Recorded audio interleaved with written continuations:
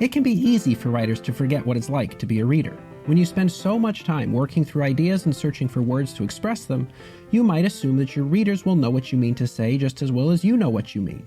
But because readers generally spend much less time reading than writers spend writing, that assumption can lead to some pretty confusing results. You see, unless you're pretty careful about how you express yourself, it's easy to write things that make sense to you, but not to your readers.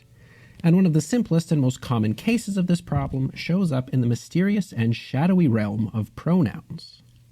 Pronouns are useful but mischievous creatures. They get their name because they stand in the place of nouns, and they're useful because it would be pretty tiring to say things like, after Pam woke up, Pam ate Pam's breakfast. Then Pam left Pam's house and headed for work.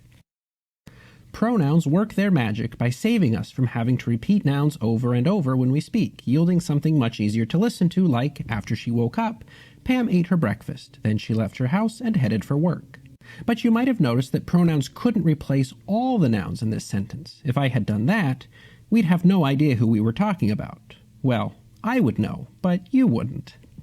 That's because pronouns, while useful, are really only useful when they share a bond with nouns. When we know that we're talking about Pam, then it makes a lot of sense to substitute in pronouns like she and her. We'll all still know who we're talking about without having to say her name 112 times. So pronouns are out there, floating around and looking for nouns to attach to. Without a noun to bond to, pronouns don't mean very much. And that's probably pretty obvious, but pronouns are so eager to form bonds with nouns that they can sometimes appear to bond with more than one noun at a time, and that can create all kinds of confusion. So consider a sentence like this one. Pam met Trish for lunch, and she told her that Gus was getting fired. Now, do you know who is she and who is her? Without seeing into my head and knowing which person I'm thinking of, there's no way to know with 100% certainty. Because pronouns are just stand-ins with no additional information of their own, it's impossible to know which pronoun is bonded with which noun. It's a total mystery to a reader, even if it feels pretty obvious to the writer. So this is a great case where the usually helpful pronoun ends up causing a lot of trouble. There are ways to fix it, though. We could just rely on nouns to eliminate any confusion. Pam met Trish for lunch, and Pam told Trish that Gus was getting fired. Of course, that would also rob us of the utility of pronouns. So we could also rework the sentence so that the structure helps us to understand how the pronouns are working. Pam met Trish for lunch and told her that Gus was getting fired. Now the sentence makes it clear that Pam is doing the meeting and the telling. Since Pam is in the subject position for both, it only leaves object position Trish for the object pronoun her. These kinds of confusions between people may not show up all that often, but there is one pronoun that is especially troublesome, and it's this one.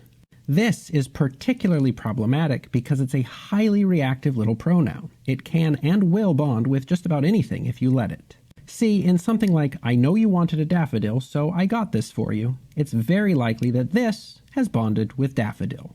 In something like, current geopolitical conflicts have arisen from the misconstrued intentions of sovereign powers, and this has analysts worried, however, it's impossible to know for sure what this actually refers to.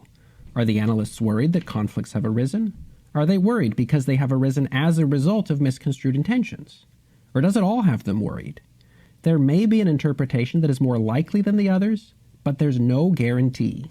Like all pronouns, this depends on other things around it to make sense.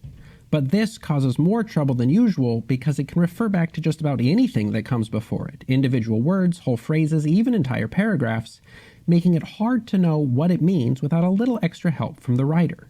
This is especially common and troublesome in certain contexts, especially things like academic writing. Take this paragraph, for example. Scholars have recently observed a trend in studies of the author's work that suggest a need for deeper considerations of the author's biographical history.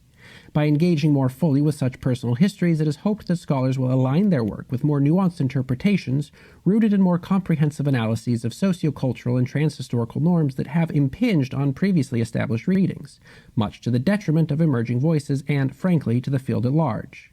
This leads us to our study, which aims to address current gaps in the literature. All right, pop quiz. What does this refer to? Take your time. What in that whole mess of abstract nonsense is this? The correct answer is impossible to identify if we leave things like this. Luckily, there's a pretty easy solution to the problem, and it's to put a clarifying noun right next to this in order to prevent any confusion. If there's an obvious noun or noun phrase for this to bond with, it will eliminate all the other confusing possibilities. If we just take the simple step of putting an obvious noun phrase next to the troublesome this, the confusion clears up right away. This need to pay more attention to biographical history leads us to our study. By saying explicitly what this refers to, you save your readers the trouble of having to read the whole paragraph over again in order to figure out their answer. So, whenever you find yourself writing this, it can be helpful to ask yourself this what? Make it explicitly clear so that your readers know what you're talking about. And sure, it's possible that 85% of your readers will understand what you mean if you don't take that extra step, but it doesn't cost you anything to make your pronouns even clearer so that you can catch 100% of your readers instead of just 85. And of course, the same goes for other pronouns. These what, that what, they who. You will always know what you mean when you start writing with pronouns, but that's because you know what you're thinking.